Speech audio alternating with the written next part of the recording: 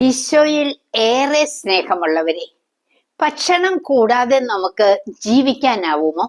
ഇല്ല. ഇതുപോലെ നമ്മുടെ ശരീരത്തിൽ വസിക്കുന്ന ഒരാത്മാവ്, ഈ ആത്മാവിന് ജീവിക്കാനും ഭക്ഷണം നാം നൽകണം. എന്നാൽ വിശുദ്ധ ജോൺ മരിയ വിയാനി പുണ്യവാളൻ പറയുന്നുണ്ട്, ആത്മാവിന് ആവശ്യമായ ഭക്ഷണം സൃഷ്ടവസ്തുക്കളിൽ ഇല്ല. കാരണം ആത്മാവ് ദിവ്യമാണ്. അതുകൊണ്ട് തന്നെ ദൈവം സ്വന്തം ശരീരവും രക്തവും ഭക്ഷണ പാനീയങ്ങളായി നമുക്ക് നൽകാൻ തിരുവുള്ളമായി. നാം വിശുദ്ധ കുർബാന സ്വീകരിക്കുമ്പോൾ ഈ ഈശോയെയാണ് നാം സ്വീകരിക്കുന്നത്. ഈ ഈശോ നമ്മുടെ കൂടെ വസിക്കുന്നുമുണ്ട്. ഈ ബോധ്യം നമുക്കുണ്ടാകണം. എൻ്റെ ആത്മാവിൽ ജീവിക്കുന്ന ഈശോയോട് കൂടിയാണ് ഞാൻ ജോലി രംഗത്ത് പ്രവർത്തിക്കുന്നതെന്ന തിരിച്ചറിവ് ഉണ്ടോ?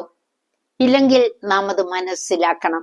അതുകൊണ്ട് തന്നെ പല തിന്മകളിൽ നിന്നും നാം അകലാൻ ശ്രമിക്കണം. കാരണം ഈശോ ഇറങ്ങിപ്പോകരുത്.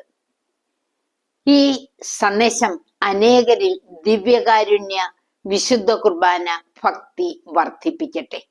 എല്ലാവരും അനുഗ്രഹിക്കപ്പെടട്ടെ. ഈശോ അതാണ് ആഗ്രഹിക്കുന്നത്. നമ്മോട് കൂടെ വസിക്കുന്നത്, നമ്മിൽ ജീവിക്കുന്നത് നമ്മെ അനുഗ്രഹിക്കാനാണ്. വിശുദ്ധ യോഹന്നാന്റെ സുവിശേഷം 6-ാം അധ്യായം 56-ാം തിരുവചനം, എന്റെ ശരീരം ഭക്ഷിക്കുകയും എന്റെ രക്തം പാനം ചെയ്യുകയും ചെയ്യുന്നവൻ എന്നിലും ഞാൻ അവനിലും വസിക്കും. ഈശോ തന്നെയാണത് പറഞ്ഞത്. നമുക്ക് ദൈവത്തിന്റെ കൃപ നിറയാൻ ദിവ്യകാരുണ്യ സന്നിധിയിൽ നമ്മെ തന്നെ സമർപ്പിക്കാം. ദിവ്യകാരുണ്യ ഭക്തനായ കാർലോ അക്വിറ്റസ് നമുക്ക് വേണ്ടി മാധ്യസ്ഥം വഹിക്കുന്നുണ്ട്. പിതാവിന്റെയും പുത്രന്റെയും പരിശുദ്ധാത്മാവിന്റെയും നാമത്തിൽ ആമേൻ.